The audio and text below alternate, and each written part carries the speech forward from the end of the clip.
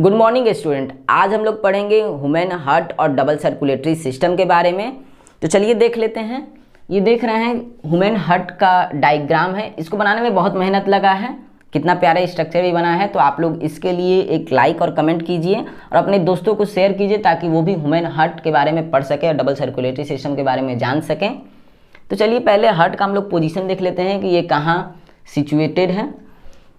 तो human heart is situated in the thoracic cavity between the lungs slightly tilted towards the left।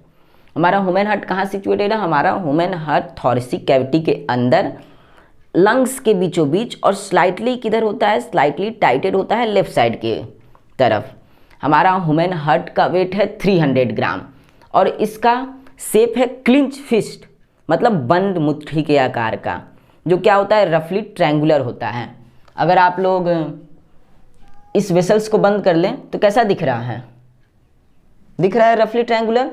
ऐसे generally लोगों को बोला जाए कि हार्ट का स्ट्रक्चर बनाओ, हार्ट कैसे शेप का होता है, तो लोग कैसा बना देते हैं? इस आकार का। मुझे बनाने नहीं आ रहा है, इस तरीके का बना देते हैं। तो ये क्या होता है? स्लाइटली ट्रायंगुलर होता है। अब इसका देख लेते हैं और बाकी डायग्राम एनाटॉमी इसका चलिए पढ़ लेते हैं। तो हमारा जो ह्यूमन हार्ट होता है वो 4 चैम्बर पाया जाता है ह्यूमन हार्ट में। उससे पहले ये जान लेते हैं, हमारा ह्यूमन हार्ट जो बना होता है स्ट्रॉन्ग मसल्स का बना होता है, जिसका नाम है कार्डियक मसल्स। और हमारा human heart double membrane structure से सराउंड होता है, जिसका नाम है पेरिकार्डियम मेम्ब्रेन। इसमें पेरिकार्डियम फ्लूइड भरा होता है। हमारा जो ह्यूमन हार्ट है वो 4 चैम्बर में डिवाइडेड होता है। Right atrium, right ventricle, left atrium and left ventricle, 4 chamber होता है। हमारा जो राइट आर्ट्रियम है और लेफ्ट आर्ट्रियम है, ये दोनों एक थिन मेम्ब्रेन से सेपरेट होते हैं, जिसका नाम है inter atrial membrane, inter atria membrane, inter atria membrane. और हमारा जो राइट वेंट्रिकल और लेफ्ट वेंट्रिकल है, ये थिक मेम्ब्रेन से, ऊपर वाला क्या था? थिन मेम्ब्रेन से सेपरेट था। नीचे वाला क्या है? थिक मेम्ब्रेन से सेपरेट होता है, जिसका नाम है इंटर वेंट्रिकल मेम्ब्रेन। तो ठीक है, इंटर वेंट्रिकल मेम्ब्रेन हमारा एक साइड का जो दोनों चैम्बर है, जैसे मान लेते हैं ये आर्ट्रियम और वेंट्रिकल, तो इस साइड का, इस साइड का, तो एक साइड का जो चैम्बर होता है, या इस साइड का बोलिए या इस साइड का, ये सेपरेट होता है मेम्ब्रेन से, जिसका नाम है आर्ट्रियो वेंट्रिकुलर मेम्ब्रेन। तो आर्ट्रियो वेंट्रिकुलर मेम्ब्रेन से ये भी सेपरेट है, आर्ट्रियो वेंट्रिकुलर मेम्ब्रेन से ये भी सेपरेट है। हमारा जो लेफ्ट आर्ट्रिया, लेफ्ट वेंट्रिकल और राइट वेंट्रिकल जो होता है, वे क्या होता है? लेफ्ट वेंट्रिकल और राइट वेंट्रिकल हमारा कनेक्टेड होता है अरोटा और पल्मोनरी आर्टरी से। इनके बीच भी सेपरेशन होता है, जिसको बोलते हैं सेमी ल्यूमिनर वॉल्व।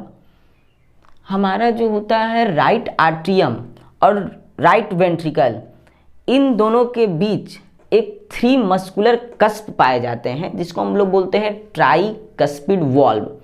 उसी तरीके से लेफ्ट आर्ट्रियम और लेफ्ट वेंट्रिकल के बीच कस्प पाए जाते हैं, जिसको बोलते हैं बाइकस्पिड वॉल्व या मिटरल वॉल्व। तो इस तरीके से ये जितने भी वॉल्व हैं, ये वन डायरेक्शनल फ्लो करते हैं, किसका? ब्लड का, और प्रिवेंट करते हैं back flow of the blood. अब ये देख रहे होंगे आप लोग, देख रहे होंगे कि सीनो आर्ट्रियल नोड यहाँ एक है और यहाँ एक है आर्ट्रियो वेंट्रिकुलर नोड। ये क्या है? इसको शॉर्ट फॉर्म में एसए नोड और एवी नोड भी कहते हैं। इन दोनों का जो फंक्शन है, हमारा एसए नोड जो होता है वो इलेक्ट्रिकल इम्पल्स जनरेट करता है और आर्ट्रियम को कॉन्ट्रैक्ट कराता है। उसी तरीके से हमारा जो एवी नोड है वो भी इलेक्ट्रिकल इम्पल्स जनरेट कराता है और वेंट्रिकल को कॉन्ट्रैक्ट और रिलैक्स कराता है। एक यहाँ छूट गया है स्ट्रक्चर, यहाँ पे इस जगह पे जहाँ ये सेपरेट हो रहा है, ये चीज़ यहाँ, इसको हम लोग बोलते हैं बंडल ऑफ हिज।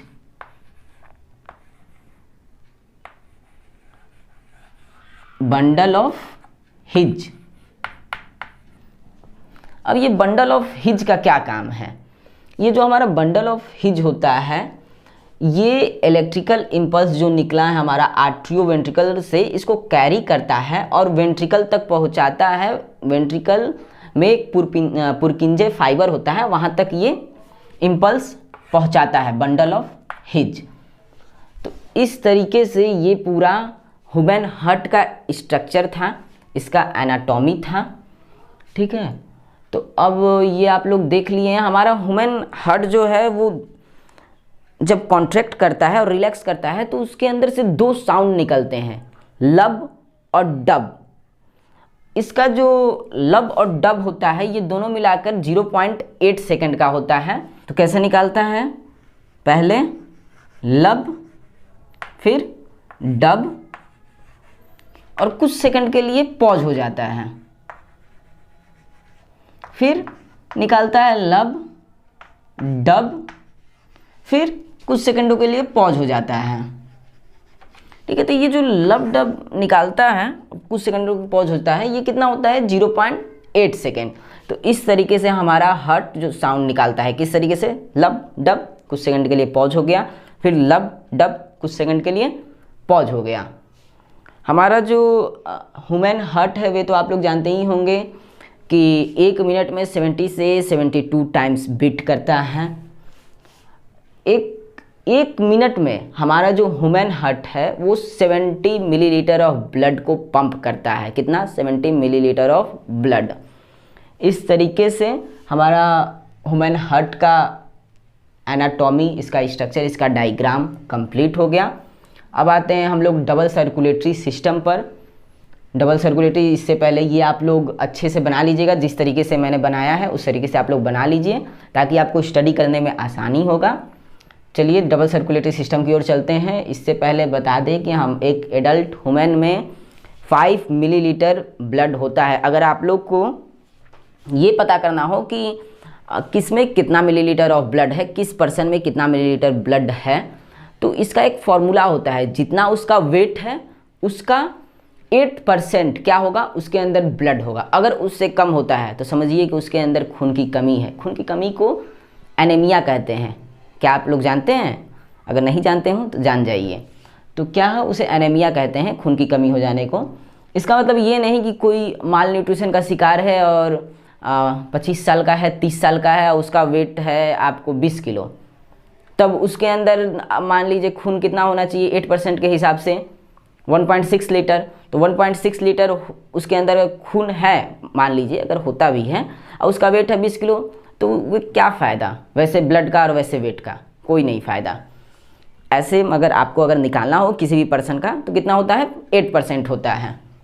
ठीक है, तो इस तरीके से हमारा ह्यूमन हार्ट कंप्लीट हो गया। इसका आप लोग डायग्राम देख ही लिए हैं, अच्छे से आप लोग बना लीजिए। अब हम लोग चलते हैं डबल सर्कुलेटरी सिस्टम की ओर। ठीक है, चलिए शुरू करते हैं double circulatory system. Double circulatory system शुरू करने से पहले कुछ बातें जान लीजिए। ऑक्सीजनेटेड और डीऑक्सीजनेटेड क्या होता है। ऑक्सीजनेटेड ब्लड इसमें यूज होने वाला है। तो ऑक्सीजनेटेड ब्लड उसको कहते हैं जिसमें क्या हो, ऑक्सीजन प्रेजेंट हो, तो उसको क्या कहेंगे, ऑक्सीजनेटेड ब्लड। ऑक्सीजन क्या हो, प्रेजेंट हो। और डीऑक्सीजनेटेड ब्लड जिसमें ऑक्सीजन क्या हो, हमारा एब्सेंट हो, तो उसको हम डीऑक्सीजनेटेड ब्लड कहते हैं। हमारे शरीर में 3 टाइप्स के वेसल्स पाए जाते हैं। वेसल्स जो होते हैं वो 3 टाइप्स के होते हैं। पहला होता है आर्टरी, दूसरा होता है वेन, और तीसरा होता है कैपिलरीज।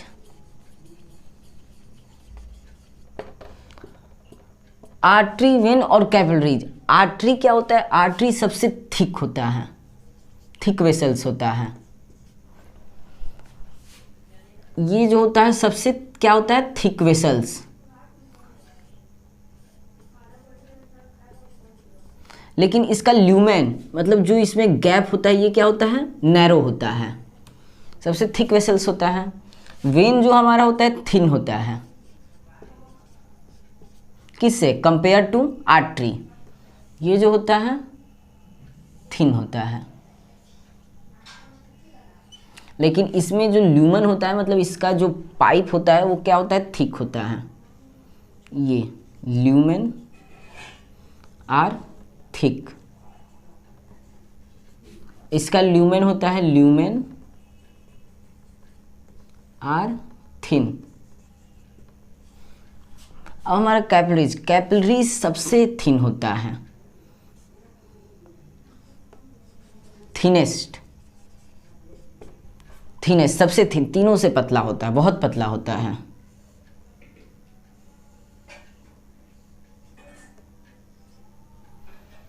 तो ऑक्सीजनेटेड डीऑक्सीजनेटेड ब्लड पता चल गया। हमारा वेसल्स 3 टाइप्स के होते हैं, आर्टरी, वेन और कैपिलरीज। इसको मैं डिटेल में नहीं पढ़ा रहा हूँ, जितना यूज है बस उतना ही बता दिया। तो इस तरीके से अब आते हैं, देखते हैं हम लोग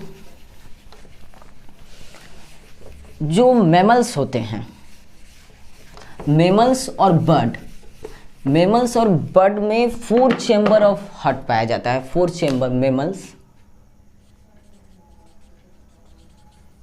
मैमल्स एंड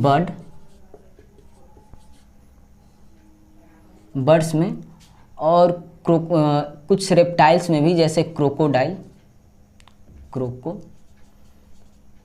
एंड एलिगेटर।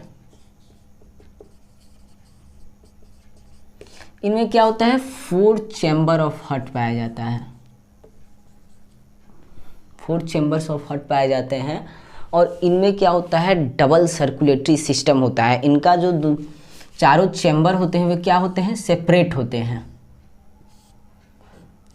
होते हैं, और इनमें ऑक्सीजनेटेड और डीऑक्सीजनेटेड ब्लड मिक्स नहीं होता है, इसलिए इन्हें हाई पावर ऑफ एनर्जी मिलता है। जो ऑक्सीजन का सप्लाई होता है उसके कारण इन्हें बहुत ज़्यादा पावर मिलता है, बहुत ज़्यादा एनर्जी मिलता है। इसके अलावा जो रेप्टाइल्स होते हैं, रेप्टाइल्स एंड एम्फीबियंस,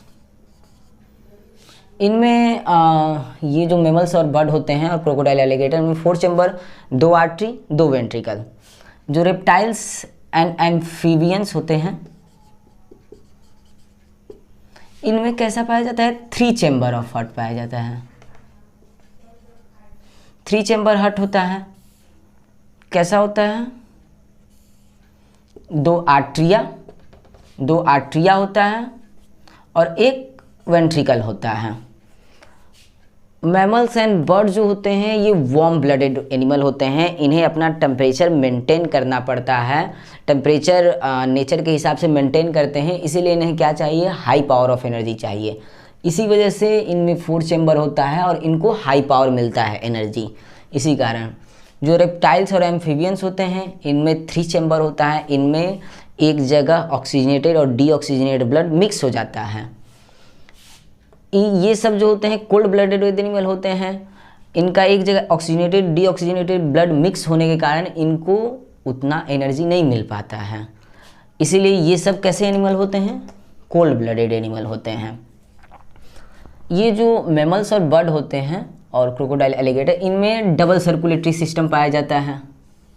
एक ये लंग्स से जाके होता है और ये क्या होता है, सेल या टिश्यू जो कह लीजिए, इनमें भी क्या होता है, डबल सर्कुलेटरी होता है, लंग्स एंड सेल, इनमें भी डबल सर्कुलेटरी सिस्टम पाया जाता है। अब जो लास्ट पीसेज होते हैं जिन्हें फिश कहते हैं, उनमें कैसा होता है, उनमें 2 चेंबर ऑफ हार्ट पाया जाता है। उनमें जो फिशेज होते हैं उनमें 2 चेंबर पाया जाता है, एक आर्टरी और एक वेंट्रिकल। ये भी कैसे होते हैं, ये भी कोल्ड ब्लडेड एनिमल होते हैं। इनमें जो होता है सिंगल सर्कुलेशन पाया जाता है, और दोनों में क्या था, दोनों में हमारा डबल सर्कुलेशन पाया जाता था, लेकिन इसमें क्या होता है, इसमें सिंगल सर्कुलेशन होता है। ये भी जो होते हैं इनका भी ऑक्सीजनेटेड और डीऑक्सीजनेटेड ब्लड कुछ जगहों पे जाके मिक्स हो जाता है, इसी कारण इनको भी एनर्जी का सप्लाई इनको भी क्या होता है, बहुत लो मिलता है। तो इस तरीके से ये तो आप देख ही लिए। अब हम पढ़ने क्या वाले थे, double circulatory system of human. तो आइए आज देख लेते हैं डबल सर्कुलेटरी सिस्टम ह्यूमन का। Double circulatory system of human. ठीक, चलिए रफली डायग्राम के साथ इसको समझ भी लेते हैं। ये हमारा क्या है, हार्ट है जो 4 चैम्बर में डिवाइड है। ये 4 चैम्बर, जो दोनों आर्टरी होती हैं वो स्मॉलर होती हैं किससे, वेंट्रिकल से। ये बात ध्यान में आप लोग रखिएगा। इसको V1 मानते हैं, इसको V2। ये हमारा क्या हो गया, right artery, right ventricle, left artery, left ventricle. ठीक है, यहाँ से ये और ये हमारा कनेक्ट होता है लंग से, लंग फिर ये और ये वेसल्स जो है, यहाँ कैपिलरीज हैं,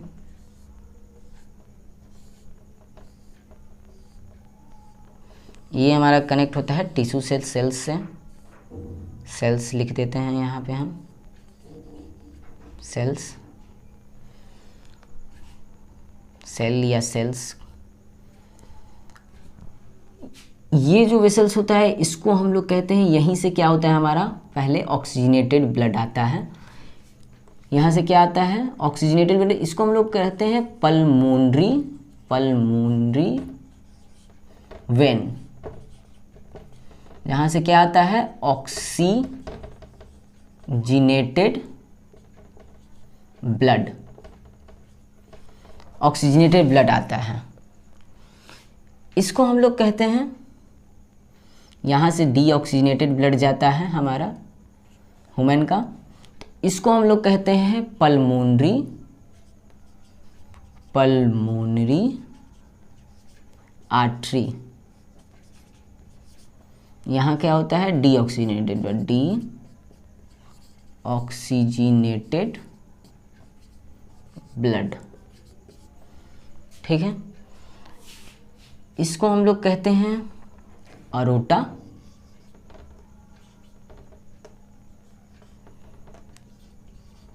अरोटा। यहाँ भी ऑक्सीजनेटेड ब्लड होता है, ऑक्सीजनेटेड ब्लड। इसको हम लोग कहते हैं वेना कावा,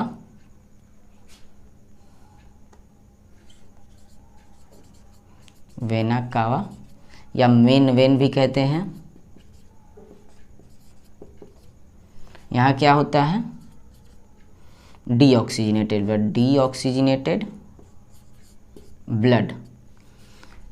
इसको भी मेन आर्टरी कहते हैं।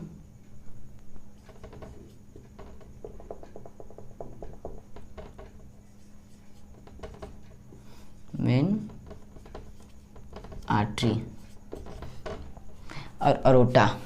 ठीक है, इतना आप लोग समझ गए। अब स्टार्ट हम लोग करते हैं कि ये यहाँ आर्टरी क्यों कनेक्ट है, यहाँ आर्टरी, ये आर्टरी, इसको क्यों कह रहे हैं, इसको क्यों आर्टरी कह रहे हैं, हम लोग इसको वेन क्यों कह रहे हैं, इसको वेन क्यों कह रहे हैं, इसके पीछे भी रीजन है, मैं सब बताऊंगा। चलिए पहले स्टार्ट करते हैं। सबसे पहले हम लोग क्या लेते हैं, ऑक्सीजन लेते हैं नोज के द्वारा, और हमारा ऑक्सीजन कहाँ आता है, लंग्स में। लंग्स में जैसे ही ऑक्सीजन आता है, ये क्या करता है, ऑक्सीजन डिफ्यूज होके वेन में जाता है। सबसे पहले डिफ्यूजन के द्वारा वेन में जाता है, वेन में जाके वे ब्लड से मिक्स हो जाता है। जैसे ही ब्लड से मिक्स होता है हम लोग उसका क्या नाम देते हैं, ऑक्सीजनेटेड ब्लड। और इस वेन को नाम देते हैं क्या, पल्मोनरी वेन। ये क्या होता है, डायरेक्ट यहाँ से कहाँ आता है, लेफ्ट आर्टरी में, लेफ्ट आर्टरी में आता है। लेफ्ट आर्टरी क्या करता है, इसको पंप करता है कहाँ, लेफ्ट वेंट्रिकल में। लेफ्ट वेंट्रिकल फिर उस ब्लड को क्या करेगा, पंप करेगा। पंप किस में करेगा, मेन आर्टरी या अरोटा में। यहाँ आर्टरी इसको इसलिए कहें, हम इससे पहले आपको बता चुके हैं कि आर्टरी क्या होता है, थिक होता है, किससे? वेन से और कैपिलरीज से भी। तो आर्टरी यहाँ इसलिए ज्वाइंट है क्योंकि ये हार्ट हमारा क्या कर रहा है?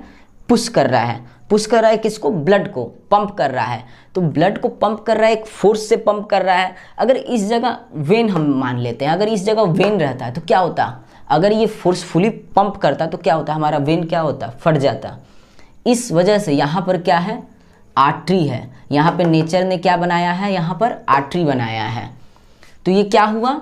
यहाँ से हमारा ब्लड इसमें पंप हुआ। ये पंप होने के बाद किस में गया? कैपिलरीज में गया। कैपिलरीज हर एक सेल से कनेक्ट होता है, वे सेल्स के पास गया। सेल्स उस ऑक्सीजन को डिफ्यूजन के द्वारा ले लिया और ग्लूकोज और अदर प्रोटीन न्यूट्रिशन को ब्रेक डाउन करके क्या रिलीज किया? जब ब्रेक डाउन फूड होता है तो क्या रिलीज होता है? एनर्जी और कार्बन डाइऑक्साइड। तो कार्बन डाइऑक्साइड फिर क्या हुआ? रिलीज हुआ, डिफ्यूजन के द्वारा इस कैपिलरीज में आया। इस कैपिलरीज से फिर कहाँ आया? इसमें मेन वेन में। अब यहाँ पे ये वेन क्यों है? क्योंकि यहाँ पर हमें क्या करना है? यहाँ पे हार्ट पंप नहीं कर रहा है। यहाँ पे भी हार्ट क्या किया? लंग्स क्या किया था? पंप नहीं किया था। ये नॉर्मली इसको क्या किया था? सेंड कर दिया था। इसलिए यहाँ इस जगह पर और इस जगह पर क्या कनेक्ट है? वेन कनेक्ट है। अब यहाँ से क्या होता है? हमारा ब्लड जाता है किसमें? राइट आर्टरी में। राइट आर्टरी पुश करता है किसमें? राइट वेंट्रिकल में। राइट वेंट्रिकल फिर इसको क्या करता है? पंप करता है। इसलिए यहाँ देखिए क्या हो गया? आर्टरी, क्योंकि यहाँ पे भी पंपिंग चल रहा है। जैसे ही पंप किया किसमें? पल्मोनरी आर्टरी में। यहाँ से हमारा डीऑक्सीजन, जैसे ही यहाँ पे क्या हुआ था? कार्बन डाइऑक्साइड लिया था। कार्बन डाइऑक्साइड लिया था तो जैसे ही ब्लड में मिक्स हुआ क्या हो गया? Deoxygenated blood. ऑक्सीजन एब्सेंट हो गया हमारा, कार्बन डाइऑक्साइड मिल गया, इसको इसलिए क्या कहेंगे? Deoxygenated blood. तो यहाँ से फिर हमारा क्या हुआ? राइट वेंट्रिकल से पंप किया डीऑक्सीजनेटेड ब्लड को। डीऑक्सीजनेटेड ब्लड हमारा फिर से लंग्स में गया। लंग्स क्या किया? कार्बन डाइऑक्साइड को डिफ्यूजन के द्वारा ले लिया और उसको क्या किया? नोज के द्वारा रिलीज कर दिया। फिर नया ऑक्सीजन अपने लंग्स में स्टोर करने के बाद फिर से पल्मोनरी वेन में ट्रांसफ़र कर दिया। इस तरीके से फिर से ये left ventricle, left artery left ventricle में गया और इस तरह से सर्कुलेशन चलता रहा। तो यहाँ पे आप क्या देख रहे हैं? यहाँ पे 2 बार सर्कुलेशन हो रहा है, 1 और 2। तो इसीलिए इसको क्या बोलते हैं? Double circulatory system.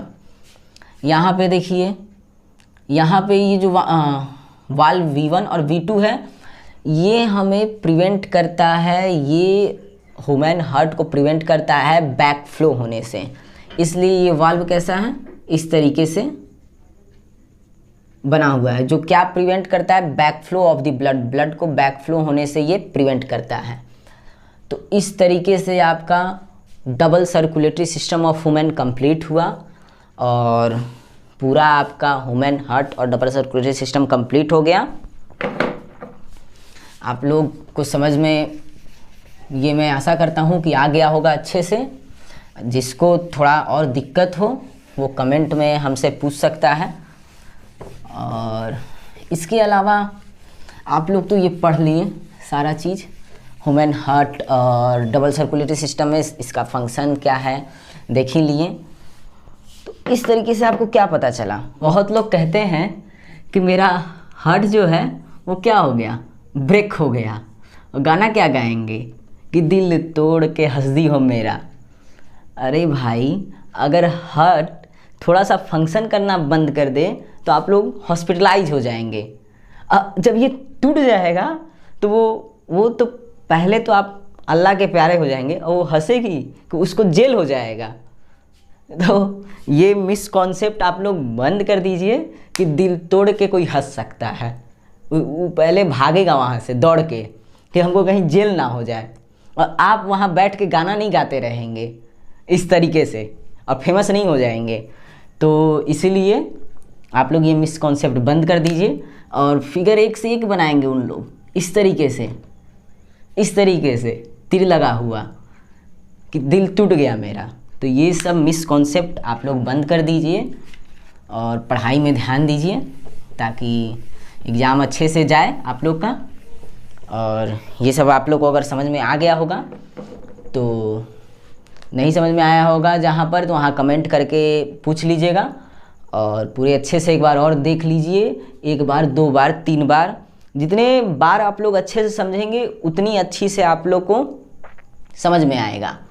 तो ठीक है, जितने बार देखेंगे वीडियो को, जितने बार समझेंगे, हर एक पॉइंट को अच्छे से समझ लीजिए ताकि आप लोग को दिक्कत ना हो एग्ज़ाम में। तो इस तरीके से मेरा वीडियो कंप्लीट हो गया। अगर आप लोगों को पसंद आया होगा तो इसे लाइक कीजिए, कमेंट कीजिए, जितने ज़्यादा से ज़्यादा हो सके अपने दोस्तों को शेयर कीजिए, स्टूडेंट को शेयर कीजिए ताकि सब इसे पढ़ सके। तो आज के लिए बस इतना ही। Thank you.